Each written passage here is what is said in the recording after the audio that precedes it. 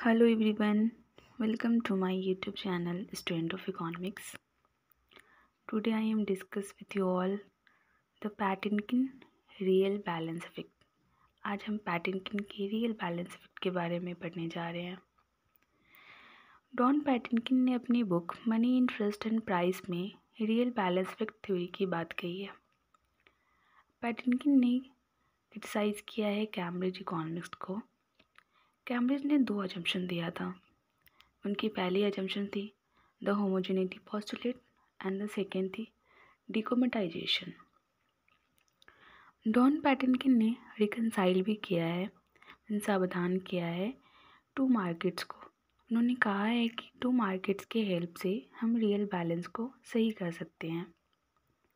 वो दो मार्केट कौन सी है? पहली मार्केट है good market and second market है मनी मार्केट। पैटिनकिन ये कहते हैं कि दोनों मार्केट के हेल्प से हम रियल बैलेंस इफेक्ट अचीव कर सकते हैं फुल एम्प्लॉयमेंट इक्विलिब्रियम में। बट कैम्ब्रिज का कहना यह था कि good market doesn't effect money market and the money market doesn't effect good market. अब हम कैम्ब्रिज के दो असम्पशंस की बात करते हैं कि उन्होंने अपने इस असम्पशंस में क्या कहा है। The homogeneity postulate it states that the demand and supply of goods are affected only by the relative price. It means that the doubling of money prices will have no effect on the demand and supply of good. यहाँ पे relative price की बात की गई है, तो हम relative price के बारे में जानते हैं कि ये क्या होता है। Relative price means the price of good in terms of other goods. It means एक गुड्स की प्राइस को दूसरी गुड्स की प्राइस से कंपेयर करना। Suppose 1 kg of apple is rupees 100 and the 1 kg of orange is rupees 80। तो हम जो एप्पल के रुपीज़ को अगर हम ऑरेंज के रुपीज़ से कंपेयर करते हैं कि किसकी वैल्यू ज़्यादा है किसकी वैल्यू कम, तो ये हमारा रिलेटिव प्राइस कहलाता है। और अगर हम यहाँ पे रिलेटिव प्राइस की बात कहें तो हम एब्सोल्यूट प्राइस के बारे में भी जानते हैं कि ये क्या होता है। एब्सोल्यूट प्राइस के बारे में हम ये कह सकते हैं कि the price means the price of any goods. It means suppose अगर 1 kg ऑरेंज का प्राइस ₹100 है तो वो उसका एब्सोल्यूट प्राइस है कि 1 kg ऑरेंज की कीमत हमारे पास क्या है, ₹100 है। सेकेंड पोस्टुलेट है कैम्ब्रिज इकोनॉमिस्ट की डिकोमेटाइजेशन। वहाँ पे ये कहते हैं कि the decommoditization of goods and money market means that the relative price level is determined by the demand and supply of goods, whereas absolute price level is determined by the demand and the supply of money. Now the next thing that he said to both market is independent and does not affect each other. दोनों market independent होती है और वो एक दूसरे को effect नहीं करती है। Now the next topic is Patinkin real balance effect.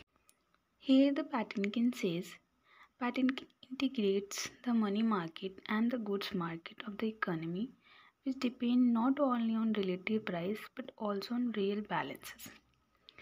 Real balances means the real purchasing power of the stock of cash holding of the people.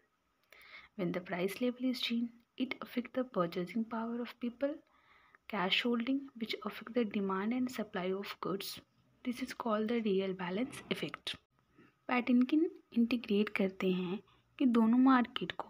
वो कहते हैं कि इकोनॉमी डिपेंड नहीं होती सिर्फ रिलेटिव प्राइस पे, बल्कि वो रियल बैलेंस पे भी डिपेंड करती है।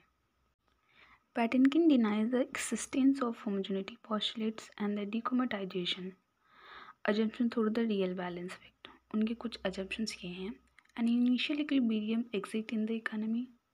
The second one is consumption function depends on real terms, and the third one is there is no money illusion. Now पैटिनकिन के स्टेटमेंट को जानते हैं। Demand for commodity depends upon both real balances and the relative price. When price rises, real balance reduces, spend less, demand declines and price declines. When price declines, the real balance rises and the demand for good rises. पैटिनकिन के statement को अब हम diagram से समझते हैं कि diagram क्या कहती है। ये जो आप देख रहे हो स्लाइड में, ये डायग्राम है पैटर्न का दिया हुआ। जो हॉरिजेंटल लाइन है वो रिप्रेजेंट करता है इनकम को, और इनकम रिप्रेजेंट होती है वाई से। और जो वर्टिकल लाइन है वो इंटरेस्ट रेट को शो कर रही है यहाँ पे, और इंटरेस्ट रेट को हम आर से शो ऑफ करते हैं। Through this diagram, we can understand this theory easily by using IS and LM technique. यहाँ पे हम IS and LM को यूज़ कर रहे हैं। IS कर्व रिप्रेजेंट कर रही है यहाँ पे गुड्स मार्केट को, एंड LM कर्व रिप्रेजेंट कर रही है मनी मार्केट को। स्टार्ट करते हैं हम इस तरीके से कि हम एक कंडीशन लेते हैं सबसे पहले।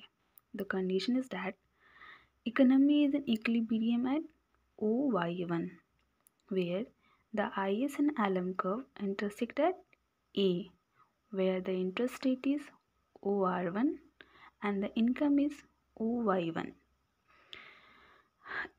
फिर से हम एक हाइपोथेटिकल सिचुएशन लेते हैं जहाँ पे हम ये देख रहे हैं कि ये जो YF है ये क्या है, हमारा फुल एम्प्लॉयमेंट है।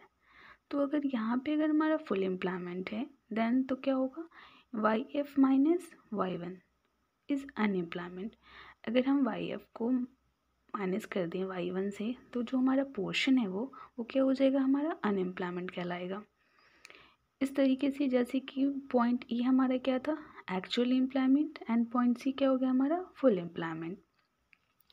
Due to this unemployment the wages and price decreases. इस बेरोजगारी की वजह से क्या होगा कि हमारे पास पैसे भी कम होंगे और हम वेज भी कम देंगे।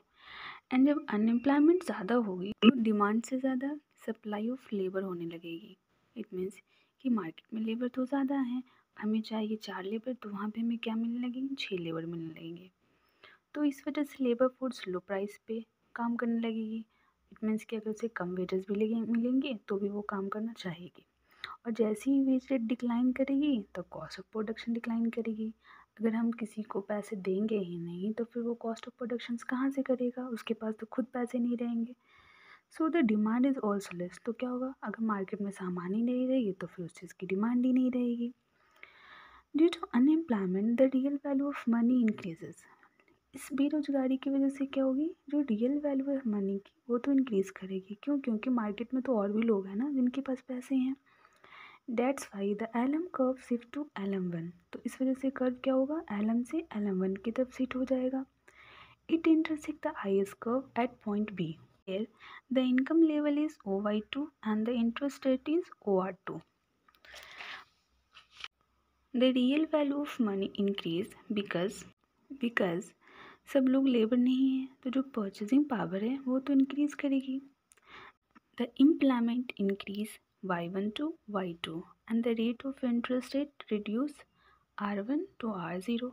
It means it encourages investment, saving, decline so that employment opportunity increases.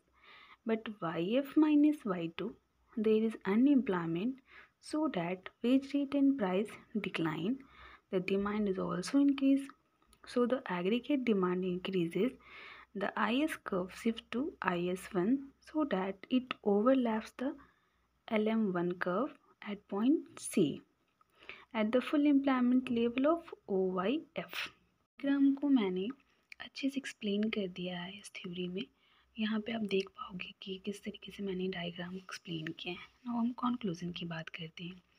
This model eliminates the classical dichotomy between value and monetary theory. It validates the conditions of the quantity theory, that is equilibrium of money. Money is neutral and the interest rate is independent of the quantity of money through the real balance effect. The wage price flexibility leads to the full employment in the long run, and that the condition under employment equilibrium as disequilibrium situation. तो इस तरीके से हमने इनकी theory को समझ लिया कि पैटर्न की रियल बैलेंस इफेक्ट क्या है और वो क्या कहना चाहते हैं। लेकिन इनकी भी थ्योरी की कुछ क्रिटिसिज्म है जो हम क्रिटिसिज्म को भी देख लेते हैं। The first one is not applicable in equilibrium situation, conceptually inadequate, price stability without real balance effect, failure to explain increase in monetary wealth. पहले तो ये कि इनके कॉन्सेप्ट बिल्कुल अनइक्वल था, लाइक वो अच्छे से एक्सप्लेन नहीं कर पाए कि वो क्या कहना चाहते थे। दूसरा है कि इनकी स्टेबिलिटी नहीं है रियल बैलेंस इफेक्ट पे। और तीसरी बात ये कि अगर मार्केट में ज़्यादा पैसे आ जाए तो फिर वो इनके तो वो इस थ्योरी को कैसे एक्सप्लेन करेंगे, कैसे बताएंगे।